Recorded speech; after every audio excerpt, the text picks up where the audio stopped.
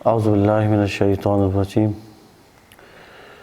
بسم اللہ الرحمن الرحیم وبہ نستعین الحمدللہ رب العالمین والصلاة والسلام علی اشرف الانبیاء والمرسلین وآلہ الطیبین الطاہرین المعصومین وصحبہ المنتجبین اما بعد فقد قال اللہ تعالی تبارک و تعالی اللہ تعالیٰ سورہ صاد کی آیت نمبر 29 میں فرما رہا ہے کتاب انزلناہ الیک مبارک لیدبروا آیاتہ ولیتذکر اولو الالباب۔ کل گزشتہ روز سے ہم نے تدبر قرآن کریم کے حوالے سے گفتگو کا آغاز کیا تھا اور کہا تھا کہ ہم 5 صورتوں کے مہمان بنیں گے، سورہ ناس، سورہ فلق، سورہ معون، سورہ ہمزہ اور سورہ نصر کے مہمان بنیں گے، اور ان آیات اور ان صورتوں میں انشاءاللہ تدبر کریں گے۔ گزشتہ روز ہم نے تدبر کے معنی بیان کیے اور تدبر کی اہمیت اور اس کی ضرورت پہ بات کرتے ہوئے تدبر قرآن کریم کے مراحل بیان کرتے ہوئے ہم نے ایک عملی مشق کی تھی۔ سورہ فلق میں ہم عملی مشق کر چکے ہیں اور ہم نے بتایا تھا کہ تدبر کے معنی یہ ہیں کہ کسی موضوع کی عاقبت کی طرف توجہ دینے کو تدبر کہتے ہیں۔ یعنی تدبر میں 3 چیزیں بڑی اہم ہوتی ہے۔ ایک موضوع ہے، اس موضوع کی عاقبت پہ توجہ کرنے کو تدبر کہتے ہیں، اور لغت میں تدبر کے معنی کیے تھے انجام یا عاقبت کو کہتے ہیں۔ اب قرآن میں تدبر کے معنی کیا ہیں؟ ہم نے یہ بتایا تھا قرآن میں تدبر کا مطلب یہ ہے کہ قرآن کریم کی صورتوں میں جو عاقبت بیان کی گئی ہے اس کی شناخت حاصل کرنا، اس کی معرفت حاصل کرنا، یعنی قرآن کریم کے نازل ہونے کے مقصد کو سمجھنا اور اس کی شناخت حاصل کرنے کے بعد اس کو اپنی عملی زندگی کے حصہ بنانے کو یا نافذ کرنے کو تدبر قرآن کہا جاتا ہے۔ یعنی قرآن کریم کا یوں مطالعہ کرنا کہ اس میں سے معیار زندگی اور اصول زندگی اخذ کر سکیں، اس کو کہتے ہیں تدبر قرآن کریم۔ یہ آیت جو آپ کے سامنے ہم نے تلاوت کی آغاز میں، اس میں اللہ تعالیٰ فرما رہا ہے کہ قرآن ایسی کتاب ہے جسے ہم نے نازل کیا ہے، بابرکت کتاب ہے، تاکہ اس میں تدبر کیا جا سکے اور اس میں صاحبان عقل کے لیے اس میں نصیحت ہو، یہ صاحبان عقل کے لیے اس میں تذکرہ ہے۔ یہ تدبر کا معنی بیان کیا، اس کی ضرورت پہ بھی ہم نے بات کی تھی۔ ایک شخص ہے، ایک نوجوان ہے، وہ جنگل سے گزر رہا ہے اور رات کا وقت ہے، تاریخ جنگل ہے، اور رستے میں جو ہے جب رات ہے، جنگل ہے، تو یقیناً جانوروں کا بھی خطرہ ہے اور زمین ناہموار ہوتی ہے جنگل میں۔ تو اس کے ہاتھ میں ٹارچ ہے، اس کے پاس ٹارچ ہے، لیکن اس نے ٹارچ کو آن نہیں کیا ہوا ہے اپنے سفر کو طے کرنے کے لیے۔ یقیناً آپ اس کی اس بیوقوفی پہ ہنسیں گے کہ اس نوجوان کے پاس ٹارچ ہونے کے باوجود وہ اپنے آپ کو جانوروں سے بچا سکتا ہے، ناہموار ہے، سلامتی کے ساتھ، امن کے ساتھ اس رستے کو طے کر سکتا ہے، لیکن وہ جو ہے اس ٹارچ کو اس کو روشن نہیں کر رہا۔ یہی حالت ہمارے مسلمانوں کی ہے۔ قرآن ایک نور ہے، قرآن ایک عبرت ہے، قرآن فرقان، کتاب فرقان، حق و باطل کی تشخیص کی کتاب ہے۔ قرآن ہمارے لیے جو ہے سعادت کی کتاب ہے، کتاب زندگی ہے، ضابطہ حیات ہے۔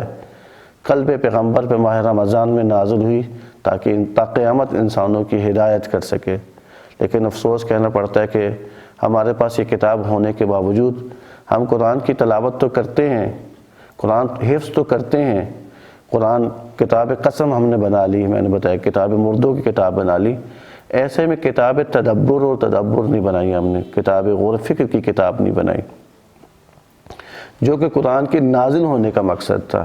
یعنی قرآن کو نازل کیا اس آیت کی روشنی میں، کل بھی اس طرح بات بتایا کہ تاکہ اس میں غور و فکر کیا جا سکے، اس میں تدبر کیا جا سکے۔ تدبر اور تعقل و تفکر کے حوالے سے 20 آیات ہیں جو انسان کو دعوت دیتی ہے فکر کرنے کے لیے، تعقل کرنے کے لیے اور تدبر کرنے کے لیے، سوچ و بچار کے لیے دعوت دیتی ہیں۔ اسی طریقے سے ایک اور سورہ محمد کی آیت نمبر 24 میں بیان کیا گیا کہ کیا لوگ یہ تدبر نہیں کرتے، کیا ان کے دلوں کو تالے لگ گئے ہیں؟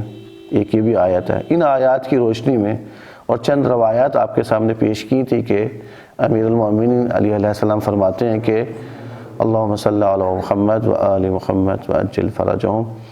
جو قرآن میں جو ہے غور و فکر نہیں کرتا، جو قرآن میں تدبر نہیں کرتا، اس کے لیے خیر و برکت نہیں ہے۔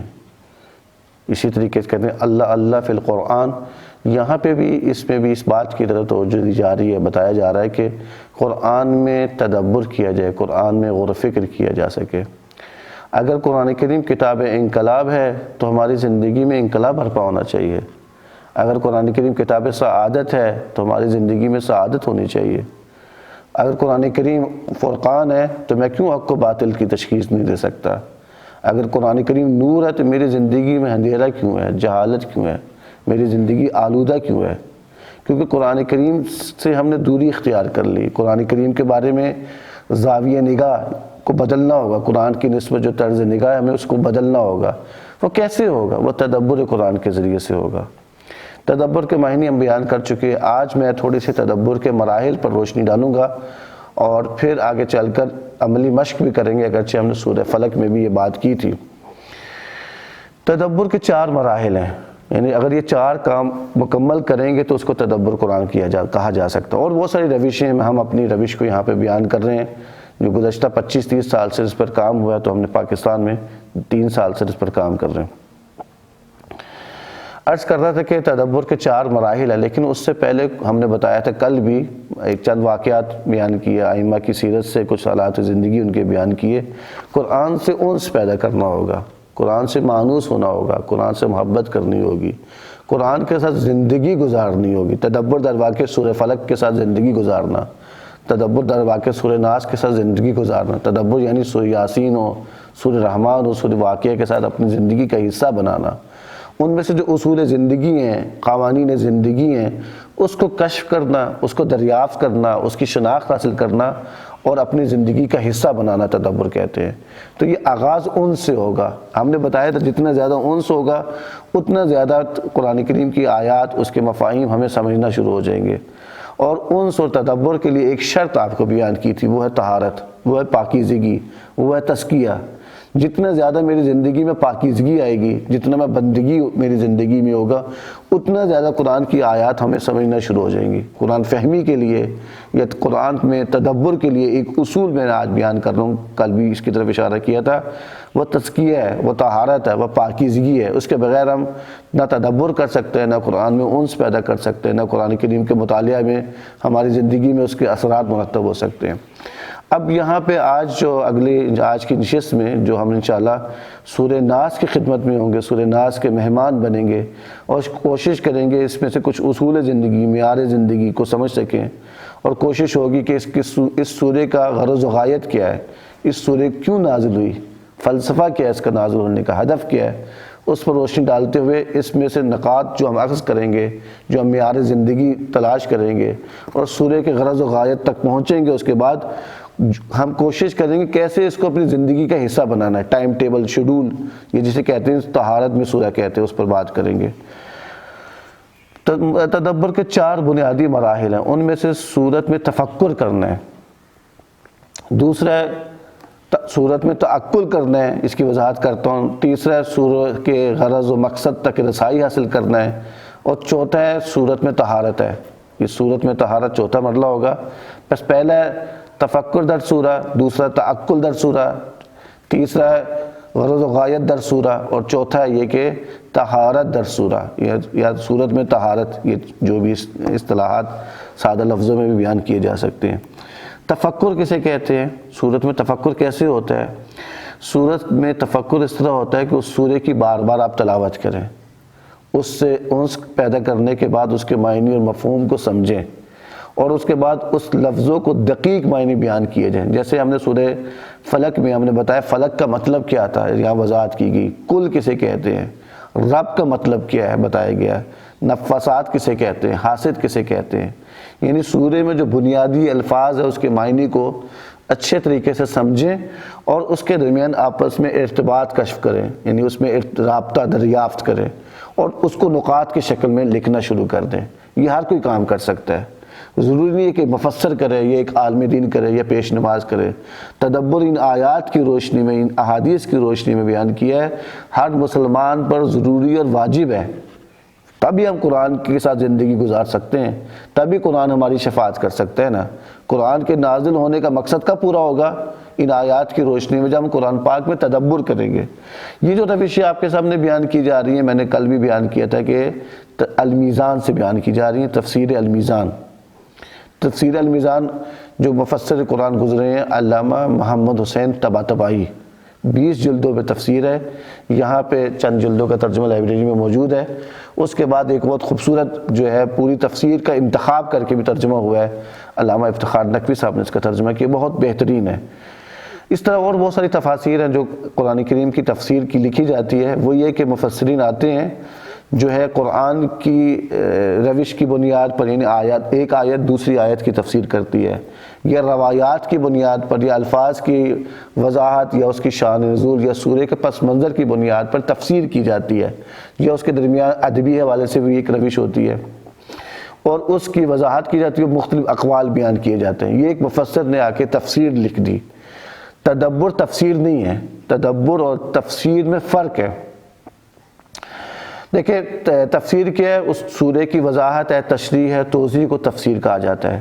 تدبر یہ ہے کہ انسان نے، میں نے، آپ نے جو اس تفسیر کی مدد سے ہی یا دیگر روشوں کی بنیاد پہ جو آپ کو یہاں بیان کی جا رہی ہیں، اس میں سے نقاط زندگی لینے ہیں، معیار زندگی لینے ہیں، تعلیمات لینی ہیں، پیغامات لینے ہیں، اور اپنی زندگی کا معنی ہم سب نے فرداً اپنی زندگی میں نافذ کرنے ہیں۔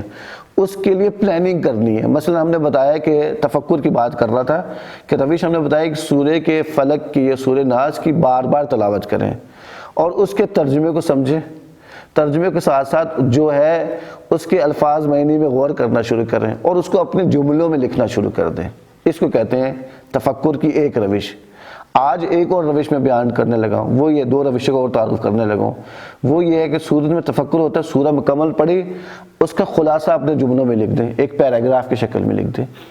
ایک بار نہیں، ہر دفعہ پڑھ کے دوبارہ جو آپ نے پیراگراف لکھا ہو، اچھا یہ جملہ اور بہتر کر لیتا ہوں، کیونکہ سورہ ایک زندہ حقیقت ہے۔ ہر دفعہ کسی شخصیت سے آپ ملتے ہیں تو اس سے کچھ نہ کچھ لے کر آتے ہیں نا۔ جب بھی آپ کسی شخصیت سے ملیں گے، یا عالم دین سے ملیں گے، یا مجتہد سے ملیں گے، یا اپنے عزیز و اقارب میں سے ایک جو ہے سفید ریش سے ملیں گے، یقیناً ہر دفعہ ملنے کے بعد ایک نئے نقاط، ایک نئے پیغامات آپ کو ملتے ہیں۔ قرآن ایک زندہ حقیقت ہے، قرآن کی صورتیں ایک زندہ حقیقت ہیں، اور قیامت کے روز یہ ایک نورانی چہرے کے ساتھ مجسم ہوں گی اس دن اور ہماری شفاعت کریں گی۔ تو ہر دفعہ جب انسان سورہ کی تلاوت کرتا ہے، نقاط لکھ لے، پھر تلاوت کرے، اچھا یہ نقاط میں نے لکھی ہیں، یہ میں نے یادداشت کیے ہیں۔ دوبارہ سے آپ کو جب اس سے آپ قرآن کی تلاوت کریں گے، اس کے ترجمے کا مطالعہ کریں گے، سورہ کا تلاوت کرنے کے بعد آپ کے ذہن میں اور نقاط آنا شروع کر دیں گے، اس کو آپ لکھنا شروع کر دیں۔ ایک یہ روش ہے قرآن کریم کی صورتوں میں تفکر کرنے کی، یہ تدبر کا پہلا مرحلہ ہے۔ اگر یہ مضبوط ہوگا تو ہم دوسرا مرحلہ یا تیسرا یا چوتھا مرحلہ کر سکتے ہیں۔ 4 مراحل مکمل ہونے کے بعد کہتے ہیں تدبر کرنا، کسی سورہ میں، کسی آیات میں تدبر کرنا اس کو کہتے ہیں۔ بس پہلا مرحلہ کیا ہو گیا بتائیں؟ سورت میں تفکر کرنا۔ تفکر کسے کہتے ہیں میں مزید بتا دوں۔ تفکر ہوتا ہے جو چیز نامعلوم ہے، مجہول سے معلوم تک سفر کرنے کو تفکر کہتے ہیں۔ جو مجھے معلوم نہیں ہے، میں نے جو نامعلوم ہے میں نے سفر کرنا ہے معلوم، یعنی معلوم تک پہنچنے کے لیے مجہول سے معلوم تک سفر کرنا ہے۔ میں موجود ہوں، موجود سے مطلوب تک جانے کو کیا کہتے ہیں؟ تفکر کہتے ہیں۔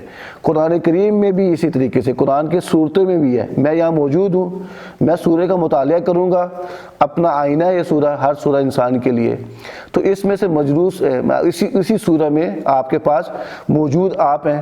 آپ کو کوئی سوال، کوئی آپ کی زندگی میں ایسی بات ہو، قرآن کی سورہ کا مطالعہ کرنا شروع کریں گے تو سورہ میں ہی آپ کو مطلوب کیا ہونا چاہیے، ہونا کیا چاہیے، سفر کہاں جانا ہے، یعنی موجود سے مطلوب تک، اور پھر اس سورہ کے اندر رائے حل بھی موجود ہوتا ہے، میں نے یہ سفر کیسے طے کرنا ہے۔ یہ 3 بنیادی چیزیں ہوتی ہیں تفکر میں، ایک ہوتا ہے موجود، ایک ہوتا ہے مطلوب، اور ایک ہوتا ہے راستہ، کیسے طے کر تک کہ میں نے وہاں جانا ہے۔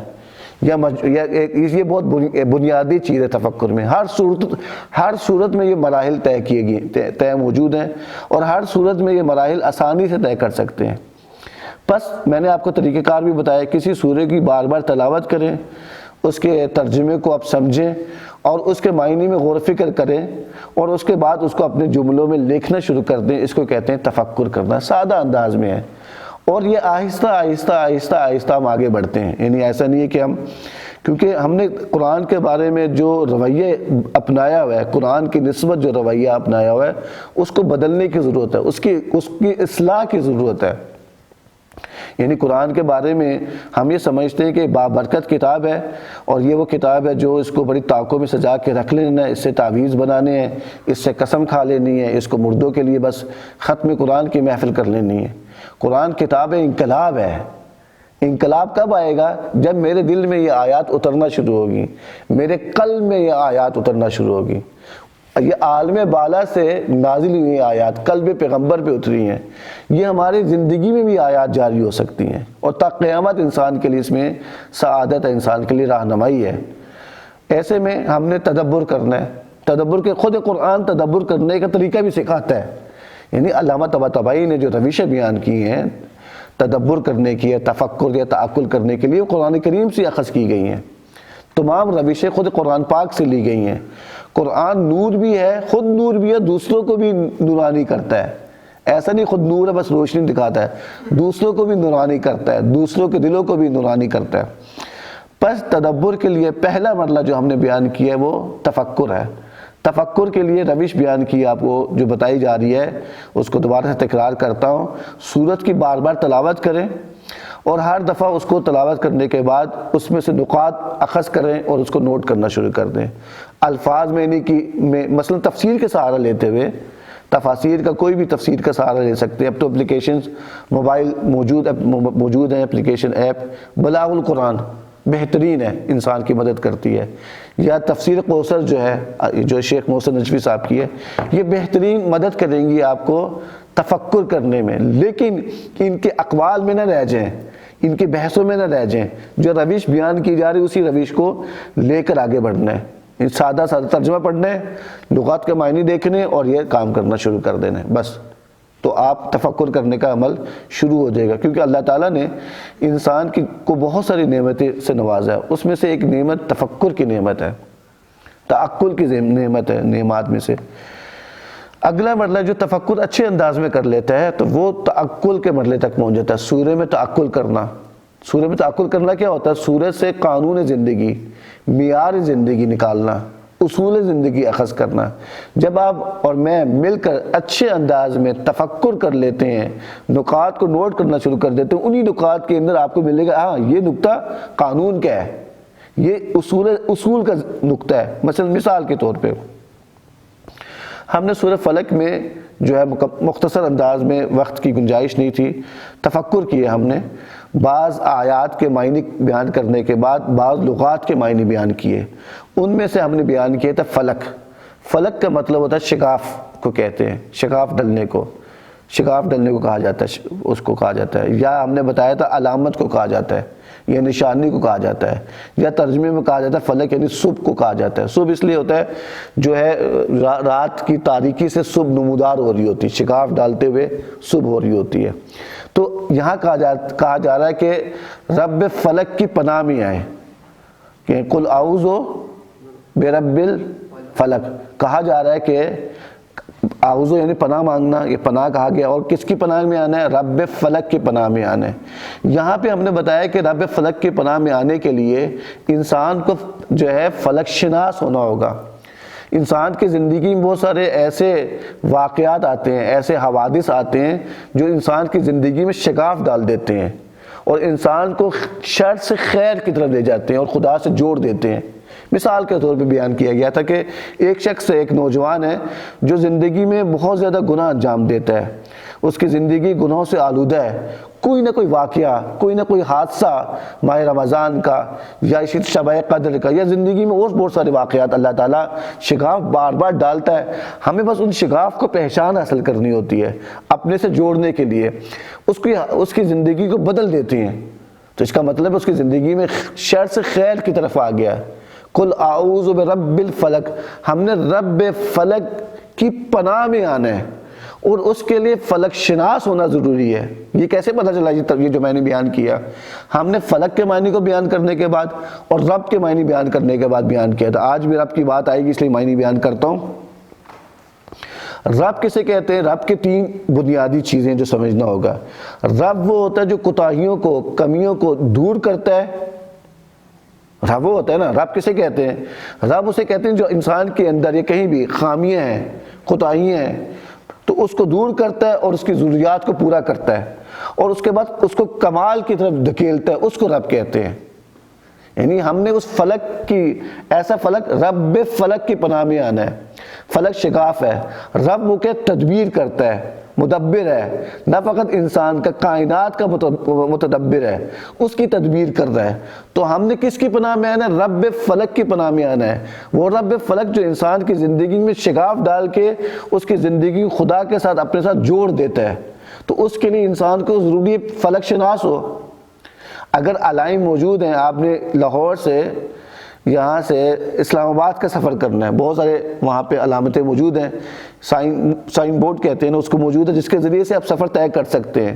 یہ آپ کو یہ علامتیں یا نشانی ہیں اس لیے تاکہ آپ سفر اچھے انداز میں جو ہے خیریت کے ساتھ سفر کر سکیں۔ انسان اس زندگی میں آیا ہے تو اس زندگی میں بہت ساری مشکلات ہیں، بہت ساری زندگی میں اتار چڑھاؤ ہے، زندگی میں مشکلات کے ساتھ ساتھ ایسی رکاوٹیں، موانع ہیں۔ یہ رکاوٹیں، یہ علامتیں ہیں جو انسان کی زندگی میں اگر اس کو جانتا ہوگا تب وہ آگے سفر طے کر سکتا ہے۔ اگر میں ان علامتوں کو نہیں جانتا ہوں گا، میں اگر نشانیوں کو نہیں جانتا ہوں گا تو میں کیسے سفر کر سکتا ہوں؟ جیسے میں نے مثال دی تھی کہ رونا، ایک بچہ پیدا ہوتا ہے تو روتا ہے، رونا اس بات کی علامت ہے کہ بچہ مثلاً جو ہے خیریت سے ہے، زندہ ہے جو ہے، اور والدین اس کے خوش ہو رہے ہوتے ہیں۔ یعنی ایک علامت ہے یہ رونا کہ بچے کی حیات کی، بچے کے زندہ ہونے کی علامت ہے۔ اسی طریقے سے اللہ تعالیٰ نے زندگی میں بہت ساری علامتیں دی ہیں۔ اگر انسان فلک شناس نہیں ہے تو وہ مردہ شخص ہے۔ تو سورہ فلک یہ پیغام دے رہی تھی۔ ہم نے سورہ فلک میں یوں جو ہے تفکر کیا، ابھی آج سورہ ناس پر بھی ہم بات کریں گے۔ پس تفکر میں کا مرحلہ اس سورہ کی تلاوت کے بعد، اس سورہ کے ترجمے کو سمجھنے کے بعد اس کے الفاظ معنی میں دقت کی اور ان کے درمیان ارتباط کو کشف کیا۔ ہم نے پناہ گاہ، مثلا اعوذ کا پناہ گاہ کے لفظ کو لیا، رب کو لفظ لینے کے بعد فلک کو لینے کے بعد ان تینوں کے درمیان ارتباط قائم کیا کہ انسان کی زندگی میں بہت سارے خطرات ہیں، انسان کی زندگی کو شر کا سامنا ہے۔ ایسے میں ان خطرات سے، شر سے بچنے کے لیے ہم نے پناہ گاہ میں آنا ہے۔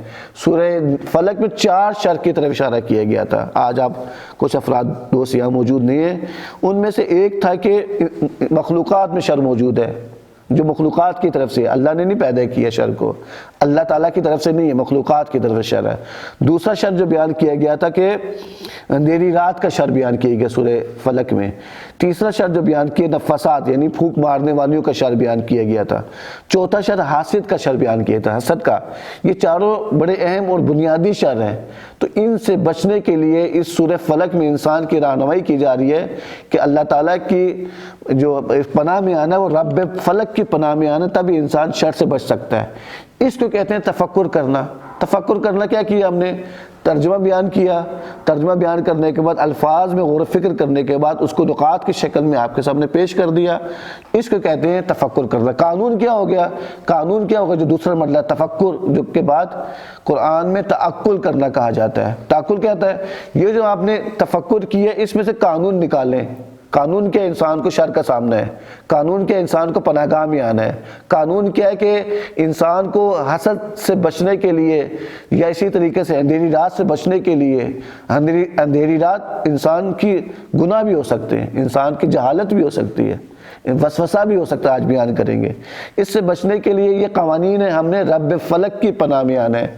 اس کو کہتے ہیں تعقل کرنا، قانون بنا لینا، اصول زندگی بنا لینا، معیار زندگی بنا لینا۔ ہر سورہ میں موجود ہے، ہر سورت میں قوانین زندگی بیان کیے گئے ہیں، ہر سورہ میں اصول زندگی بیان کیے گئے ہیں، ہر سورہ میں ایسی اصول و قوانین ہیں جن کے ذریعے سے اگر ہم عمل کریں گے تا قیامت سعادت حاصل کر سکتے ہیں، دنیاوی سعادت بھی حاصل کر سکتے ہیں اور اخروی سعادت بھی حاصل کر سکتے ہیں۔ اس کو کہتے ہیں سورہ میں تعقل کرنا۔ تیسرا مرحلہ جو بہت بنیادی ہے وہ ہے کہ سورہ کے غرض و مقصد تک پہنچنا۔ سورہ کے غرض اور مقصد تک رسائی حاصل کرنا۔ یہ کیسے حاصل ہوتی ہے؟ جب آپ نے اور میں نے مل کر سوروں میں تفکر کر لیا، یعنی کیا مطلب، موجود سے، ابھی موجود ہے سے مطلوب تک جو اپنے سفر کرنا ہے وہ طے کرنا شروع کر دیا، ہم نے یہاں سے وہاں تک جانا ہے، اور ہم نے پھر آہستہ آہستہ تعقل کے ذریعے سے قوانین بھی شروع کر دیے، وہ راستہ کیسے طے کرنا ہے وہ تعقل ہمیں بتاتا ہے اور سورہ کا غرض بتاتا ہے کہ یہ راستہ ہے، اس راستے کے ذریعے سے ہم جو ہے انسان مطلوب تک پہنچ سکتا ہے، اس کو کہتے ہیں تعقل کرنا۔ اس کے بعد سورہ کے غرض و مقصد بہت اہم ہوتا ہے۔ سورہ کے غرض و مقصد کیسے ہوتا ہے؟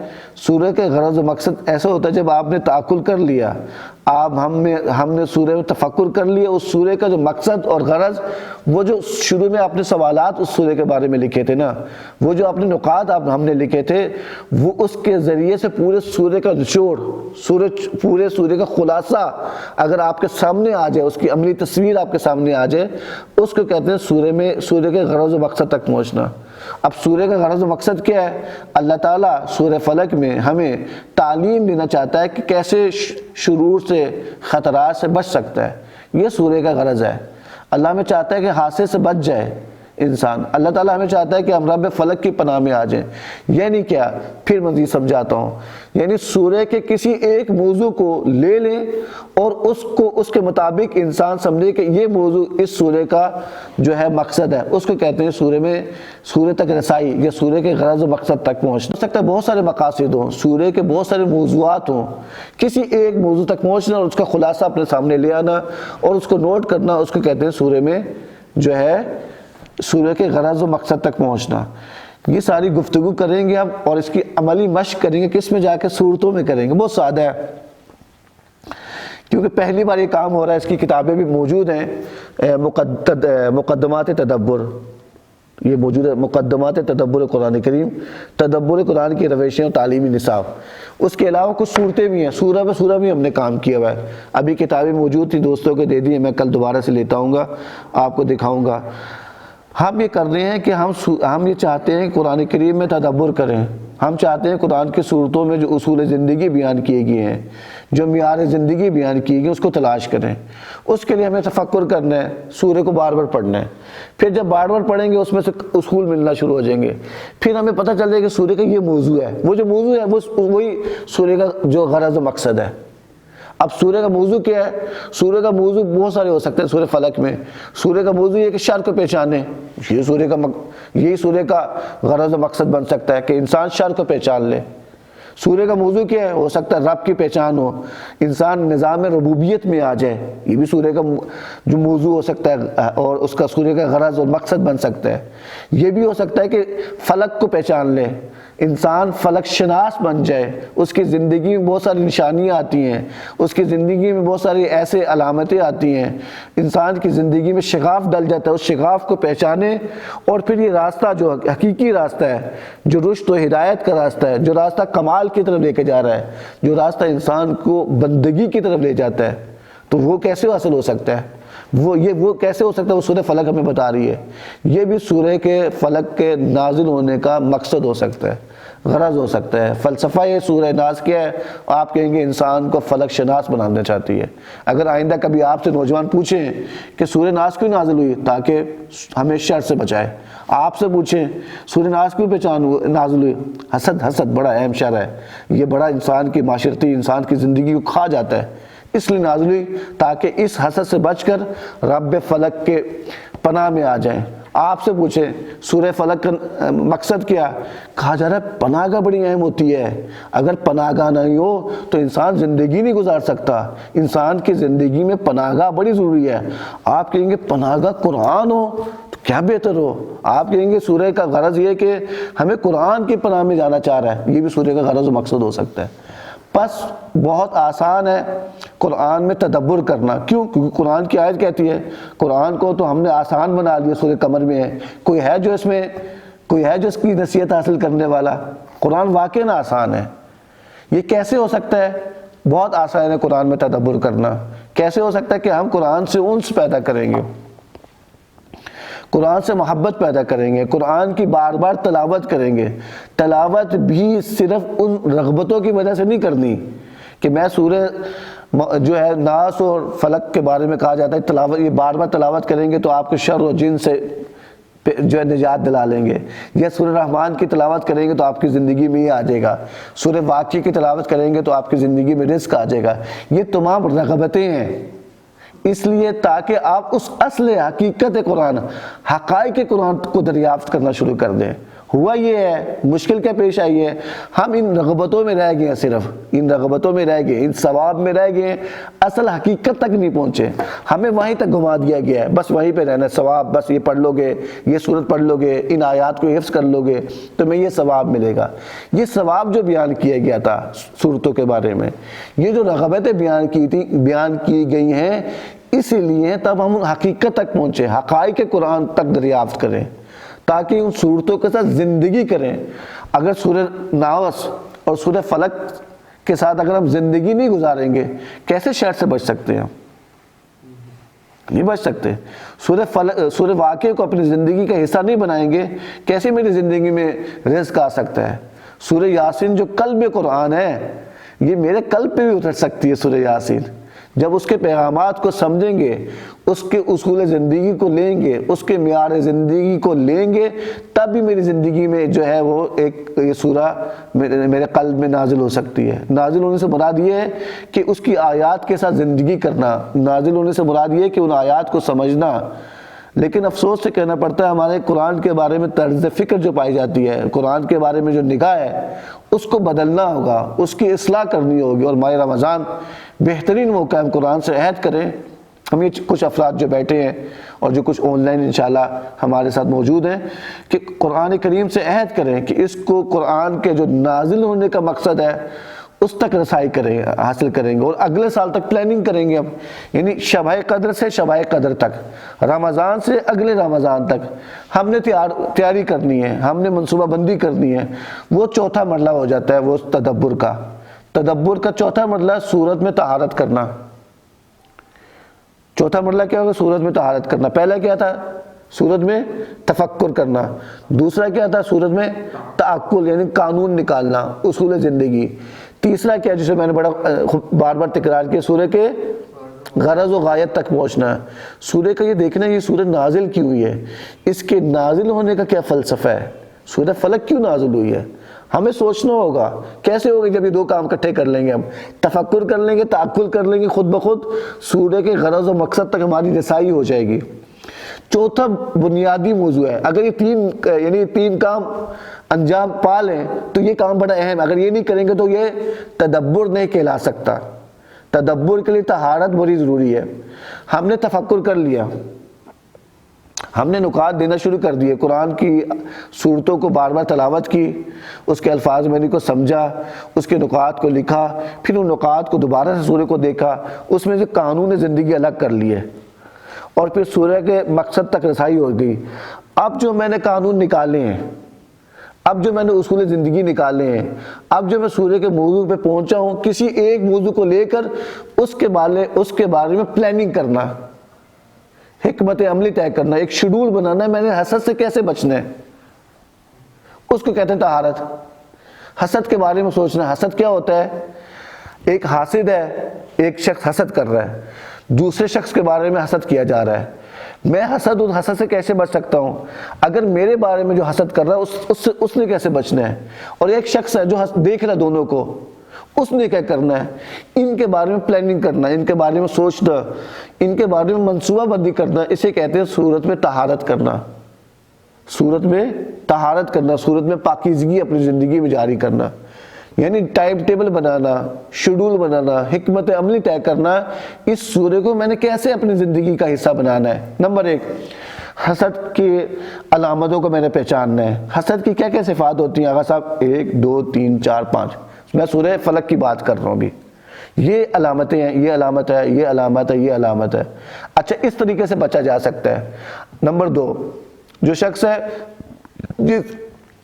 جو دوسروں کے بارے میں، جو شخص جس کے بارے میں حسد کیا جا رہا ہے، ایک ہے نا میں حسد کر رہا ہوں خدا نخواستہ، ایک ہے میرے سے حسد کیا جا رہا ہے، میں نے اب کیا کرنا ہے، میں نے کیسے کرنا ہے کہ میں بھی اس گناہ میں مبتلا نہ ہو جاؤں، اور اس کو بھی، اس شخص کو جو مجھ سے حسد کر رہا ہے اس کو بھی میں نے بچانا ہے۔ میری یہاں پہ زیادہ ذمہ داری ہو جائے گی، یہ بھی یہ سورہ بتاتی ہے، یعنی نقشہ راہ جسے کہتے ہیں، مکمل ایک نقشہ بتاتی ہے کیسے آپ نے حسد سے بچنا ہے، کیسے آپ نے حسد سے نجات حاصل کرنی ہے. اسے کہتے ہیں سورت میں طہارت کرنا. گزشتہ کافی عرصے مریض ہوں میں، معذرت چاہتا ہوں میں، اور طبیعت کافی ناساز ہے، لیکن ہم آپ کی محبت سے یہاں حاضر ہوئے ہیں اسلام آباد سے. تو یہ تدبر بہت اہم ہے، تدبر بہت ضروری ہے، کیونکہ قرآن کے نازل ہونے کا مقصد ہے، اور یہ 4 مراحل ہیں. اب ہم چلتے ہیں سورہ ناس میں کچھ تفکر کرتے ہیں.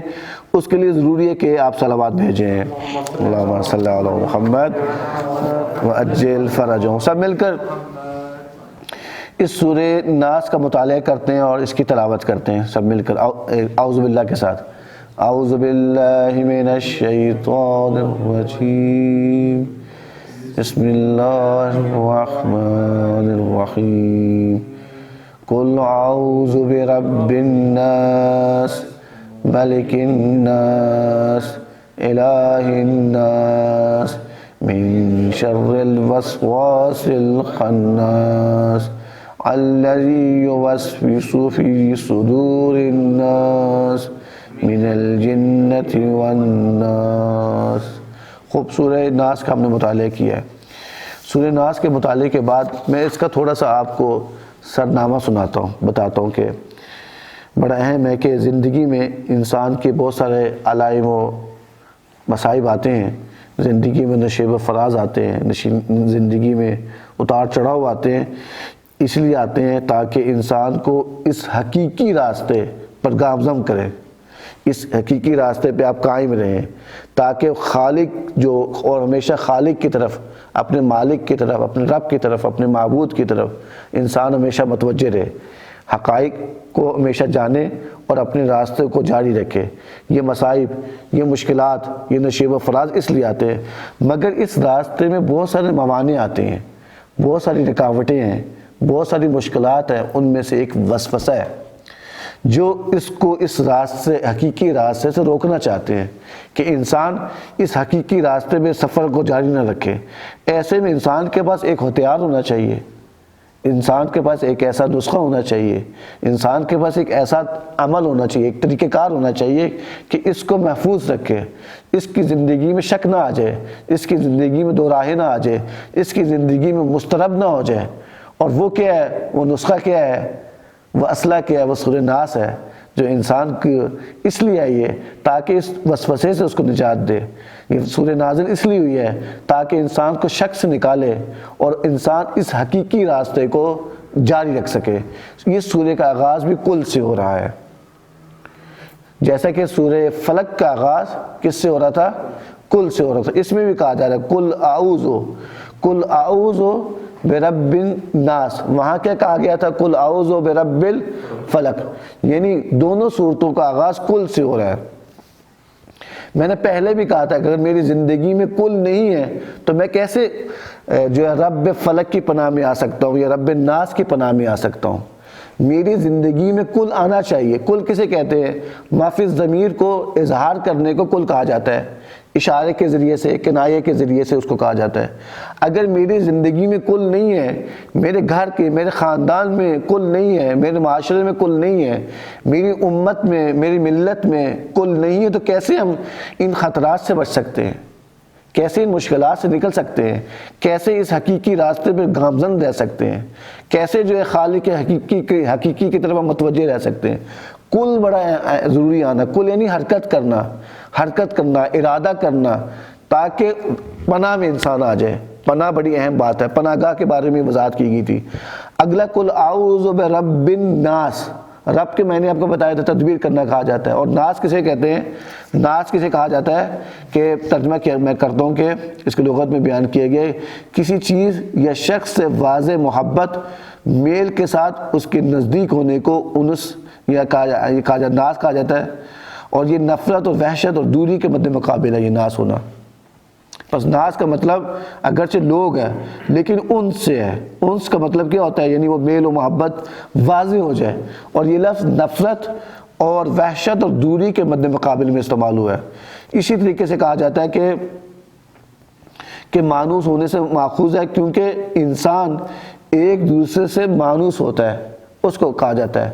بس یہاں پہ جو پہلی آیت کہا جا رہی ہے قل اعوذ برب الناس، یہاں پہ یہ کہا جا رہا ہے کہ انسانوں کو کہا جا رہا ہے کہ ہم نے جو ہے ہماری زندگی میں بہت سارے خطرات موجود ہیں، اور ضروری ہے کہ انسانوں کو ان تمام خطرات سے آگاہ ہو اور ان خطرات سے بچے۔ ہر انسان کے لیے ضروری ہے، مجھے ضروری ہے کہ میں کل کہوں اور پناہ گاہ میں آؤں، کس کی؟ رب ناس کی پناہ میں آؤں۔ میں اسی وقت آ سکتا ہوں کہ میری زندگی میں جو خطرات ہیں اس کے بارے میں مجھے شناخت ہو، اس کی معرفت ہو، بہت ضروری ہے۔ جب مجھے شناخت ہونی چاہیے تو مجھے چاہیے دوسروں کو بھی خطرات سے آگاہ کروں۔ یہ غلط ہے کہ میں خطرات سے آگاہ ہو جاؤں اور میں اپنے اطراف میں جو رہتے ہیں، میرے ساتھ جو زندگی گزارتے ہیں، میرے عزیز و اقارب ہیں، میرے رشتہ دار ہیں، یا جو میرے دفتر میں موجود افراد ہیں، یا جہاں پہ میں کام کرتا ہوں، ان کو بھی خطرات سے بچانا ضروری ہے۔ اس لیے ضروری ہے تاکہ پورا معاشرہ جو ہے وہ بندگی کی طرف آگے بڑھے، کمال کی طرف آگے بڑھے، ہدایت کی طرف آگے بڑھے، حقیقی راستے میں گامزن رہے۔ یہ بہت ضروری ہے۔ ہر شخص پہ ضروری ہے کہ انسان کو، یعنی جو اس کی زندگی میں خطرات آتے ہیں، اس کو جانے اور اس کو پہچاننے بڑا ضروری ہے۔ ایسے میں ان خطرات سے بچنے کا طریقہ کار کیا ہے کہ پناہ گاہ میں آنا ہے نا، پناہ گاہ میں آنا ہے۔ یہ ایک بہانہ ہے انسانوں کے لیے کہ اللہ تعالیٰ سے ملاقات کا، اللہ تعالیٰ سے جڑنے کا۔ جب مجھے خطرات کا آگاہ ہوگا، جب میں ان خطرات و شر کے بارے میں جانوں گا، تو ہمیشہ میں اپنی زندگی میں ہر لمحہ، ہر وقت میری زندگی میں کل رہنا چاہیے۔ ہمیشہ انسان کی پناہ، ہمیشہ ہی نہیں کہ جب مشکلات آ جائیں تب میں نے پناہ گاہ میں آنا ہے، بلکہ ہمیشہ انسان کو چاہیے خود بھی اور دوسروں کو بھی پناہ گاہ کی طرف متوجہ کرے۔ جب یہ متوجہ رہے گا تو ایک پاکیزہ معاشرہ بن جائے گا۔ جب پاکیزہ معاشرہ ہو جائے گا تو امام ظہور کریں گے نا۔ امام کے ظہور اسی وقت ہوگا کہ ہماری زندگی میں کل آئے گا۔ امام اسی وقت ظہور کریں گے کہ میں قرآن کریم کی آیات کو اپنی زندگی کا حصہ بناؤں گا۔ کیوں؟ میں ثابت کر سکتے ہیں۔ اس کی وجہ ہے کہ امام فرماتے ہیں، روایات میں آیا، معصومین کہتے ہیں کہ امام نے ظہور کرنا ہے، کیا کرنا ہے؟ آ کر قیام قرآن کرنا ہے، قرآنی تعلیمات کے لیے قیام کرنا ہے۔ یہ اس وقت ہوگا کہ ہم بھی اس کے لیے کوشش کریں گے، ہم بھی آگے بڑھیں گے۔ میری زندگی میں بھی کل آئے گا، میری زندگی میں کل آئے گا تو میرا ایک قرآنی معاشرہ بن سکے گا، میرا گھر ایک قرآنی بن جائے گا۔ تو کل بہت ضروری ہے، اور پھر خطرات سے آگاہی بھی بہت ضروری ہے۔ اگر ہم شر سے بچنا چاہتے ہیں، مجھے معلوم ہونا چاہیے خطرات کیا ہیں، مشکلات کیا ہیں، میں کیسے آگے اس کے بارے میں، جب تک مجھے شناخت نہیں ہوگی، مجھے معرفت نہیں ہوگی، میں منصوبہ بندی بھی نہیں کر سکتا۔ میں پلاننگ کیسے کروں گا جب مجھے اس خطرات کا نہیں پتا؟ مجھے حسد کے بارے میں معلوم ہی نہیں ہے، مجھے پتہ ہی نہیں اندھیری رات کے مصادیق کیا ہے۔ اچھا، ایک اور چیز بہت ضروری ہے تفکر میں، ہر لفظ کی مثالیں تلاش کریں، ہر لفظ کے مصادیق تلاش کریں۔ ہم نے کہا کہ اندھیری رات سمجھ رہے تھے بس اندھیری رات تاریخی ہے، نہیں، اندھیری رات کی بہت ساری مثالیں ہیں۔ مثال کے طور پہ جہالت کا ہے، گناہ کا ہے، وسوسہ کا ہے، نو امیدی کا ہے، یہ سب انسان کی اندھیری رات بن سکتی ہیں۔ تو یہ بہت ضروری ہے کہ ان لفظوں کو، ان معنی کے سمجھنے کے بعد ان کے مصادیق کو بھی تلاش کریں، تب ہم تفکر صحیح انجام دے سکتے ہیں۔ اب میں آگے بڑھتا ہوں، بے رب الناس۔ بس ایسے میں انسان کو رب کی شناخت بڑی ضروری ہے۔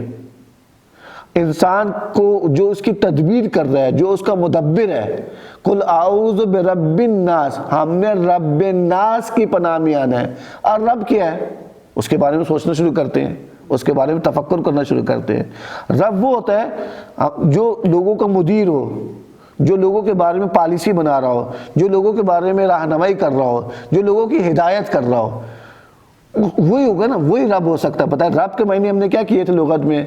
رب کے لغت میں معنی کیے تھے جو کسی کے نقائص کو دور کرے، نقائص کو دور کرنے کے بعد اس کی مشکلات کو پورا کرے، اس کی ضروریات کو پورا کرے، اس کو کمال کی طرف لے جائے، اور وہ جو پورے نظام کے بارے میں، اس کی زندگی کے بارے میں جو ہے تدبیر کرے، اس کو رب کہا جاتا ہے۔ کیونکہ رب نے کیا کرنا ہوتا ہے؟ اس کی زندگی کے بارے میں پالیسی بنانی ہوتی ہے، اس نے زندگی کیسے گزارنی ہے۔ تو یہ بہت ضروری، رب کی پہچان، ایک مدیر کی پہچان بہت ضروری ہے۔ اور اس وقت ہمیں پتہ اللہ تعالیٰ کی ذات ہی رب ہے، کیونکہ نظام ربوبیت اس کی ہاتھ میں ہے، اور ہمیشہ ایسے رہا ہے، یعنی اول سے لے کر تا قیامت تمام زمانوں میں رب کون ہے؟ اللہ تعالیٰ کی ذات ہے۔ وہی اللہ تعالیٰ ہے جو تمام کائنات کے بارے میں تدبیر کر رہا ہے۔ اگر ایک انسان حقیقی انسان جو ایک انسان حقیقی کمال تک پہنچنا چاہتا ہے تو اسے رب کو پہچاننا ہوگا۔ امیر المومنین کیا کہتے ہیں، کیا ہے؟ جس نے اپنے نفس کو پہچان لیا اس نے اپنے رب کو پہچان لیا۔ ہم نے کبھی اپنے نفس کو پہچانا ہے تو اپنے نفس کو پہچان سکے، یعنی رب کو پہچان سکے، یعنی انہی لفظوں میں تفکر کرنا ہوگا، انہی میں غور فکر کرنا ہوگا۔ میں نے میری زندگی میں کل بہت ضروری ہے، کیونکہ میں نے شر سے بچنا ہے۔ میری زندگی میں پناہ گاہ ہونی چاہیے، وہ پناہ گاہ بھی مضبوط ہونی چاہیے۔ اس سورہ میں اللہ تعالیٰ کہہ رہا ہے وہ پناہ گاہ کیا ہے؟ قل اعوذ برب الناس، رب ناس کی پناہ گاہ ہے، یعنی نظام ربوبیت کے بارے میں آپ کو تعارف کروایا جا رہا ہے۔ اس کا مطلب کہ اگر ایک انسان خدا شناسی ہونا چاہتا ہے، وہ دیکھنا چاہیے کہ وہ خدا پر کتنا ایمان لاتا ہے، اس کو خدا پر کتنا اعتقاد ہے۔ ہم زبانی طور پہ تو کہتے ہیں مسلمان ہیں، مجھے بتائیں، تھوڑا سوچتے ہیں اس میں۔ اب رب نظام ربوبیت کے لیے مجھے خدا شناس بھی ہونا چاہیے، میری زندگی میں توحید نظر آنی چاہیے۔ میری زندگی میں کہاں توحید ہے مجھے بتائیں؟ میری زندگی میں توحید ہوگی تو میں رب تک پہنچوں گا، تب بھی میں کمال تک پہنچ سکتا ہوں، تب بھی میں اس شر سے بچ سکتا ہوں جس کے بارے میں بتا رہا ہے، وسواس الخناس بتایا جا رہا ہے اس سورے میں۔ میں وسوسے سے کب بچ سکتا ہوں؟ میں زندگی میں شک و تردد کو کیسے ختم کر سکتا ہوں؟ میں کیسے یہ جو سورہ ناس کا جو نسخہ ایسا نسخہ ہے جو انسان کو اس وسوسے سے بچا کر حقیقی راستے کی طرف گامزن کرتا ہے، بندگی کی طرف لے کے چلتا ہے، اس کے لیے پہنچنے کے لیے مجھے ضروری ہے کہ مجھے توحید کو سمجھنا ہوگا۔ میری زندگی میں توحید جاری ہوگا تب میں نفس کو، رب کو پہچان سکتا ہوں۔ زبانی طور پہ تو ہم کہتے ہیں مسلمان اسلام لیے، کچھ گروہ پیغمبر کے پاس آتے ہیں، کہتے ہیں کہ اے پیغمبر ہم اسلام لے آئے۔ پیغمبر نے فرمایا اسلام نہیں لائے، تم تو ابھی ایمان لے کر آئے، تم تو ابھی اسلام لے کر ایمان نہیں لے کر آئے۔ وہ آیت اس طرح کہ ہم ایمان لے آئے۔ پیغمبر نے فرمایا کہ نہیں، ایمان نہیں لے کر بلکہ ابھی تم اسلام لے کر آئے ہو۔ میری زبان میں، میرے کردار میں، میرے ہاتھوں میں، میرے اعضاء جوارح میں، تمام اعضاء میں توحید نظر آنی چاہیے۔ جب توحید نظر آئے گی تبھی میں جو رب کو پہچان کر سکتا ہوں۔ پس رب الناس انسانوں کے لیے ایک محفوظ پناہ گاہ ہے۔ محفوظ پناہ گاہ تب ہو سکتی ہے جب توحید کو پہچانے ہیں، ہم رب کو پہچانے، میری زندگی میں توحید جاری ہوگا، تب بھی میں جو ہوں اس رب الناس کی پناہ میں آ سکتا ہوں۔ پھر الہ الناس ہے، پھر جو ہے ملک الناس، الہ الناس، من شر الوسواس الخناس الذی یوسوس فی صدور الناس من الجنۃ والناس۔ انشاءاللہ اس سورہ کو دوبارہ سے ہم جاری رکھیں گے، وقت ہمارا ختم ہو گیا ہے۔ آج ہم نے بیان کیا، خلاصہ میں بتاتا چلوں کہ ہم نے بتایا کہ تدبر کرنے کے 4 بنیادی مراحل ہیں۔ پہلے بتایا سورہ میں تفکر کرنا، اس کی مثالیں دوبارہ سے ہم نے دی، سورہ فلق میں دوبارہ سے اس کی مثال دی۔ اس کے بعد سورہ میں تعقل کرنا، اس کے بعد سورہ کے غرض و غایت تک پہنچنا، اس کے بعد بتایا سورت میں طہارت کرنا۔ یہ 4 مراحل، یہ پروسیس سے گزر کے انسان جو ہے تدبر کر سکتا ہے۔ ضروری ہے کہ ہم ان صورتوں کے ساتھ انس پیدا کریں، ضروری ہے کہ ان صورتوں کا بار بار مطالعہ کریں۔ کل جب آپ تشریف لے کر آئیں، کاغذ پینسل لے کر آئیں، چند نکات لکھ کر لیں، 5 نکات 4 نکات لائیں اس سورہ کے بارے میں، تاکہ آپ بھی غور و فکر کرنے کی عادت ہونا شروع ہو جائے ہماری۔ اور یہ تفکر کرنا پہلا مرحلہ بنتا ہے تدبر کرنے کے لیے، اور پھر ہم صورتوں سے پیغام حاصل کر سکتے ہیں، پھر ہم جا کے ان صورتوں کے ساتھ زندگی کر سکتے ہیں، اس سے قوانین حاصل کر سکتے ہیں، پھر ہم سمجھ سکتے ہیں سورہ ناس کا نازل ہونے کا مقصد کیا تھا، سورہ فلق کا نازل ہونے کا مقصد کیا تھا۔ آج کے لیے اتنی کافی ہے۔ انشاءاللہ یہ صورتیں ہمارے لیے قیامت کے دن جو ہیں ایک نورانی چہرے کے ساتھ مجسم ہوں اور ہماری شفاعت کریں۔ السلام علیکم ورحمۃ اللہ وبرکاتہ۔ اللہم صلی علی محمد وآل محمد وعجل فرج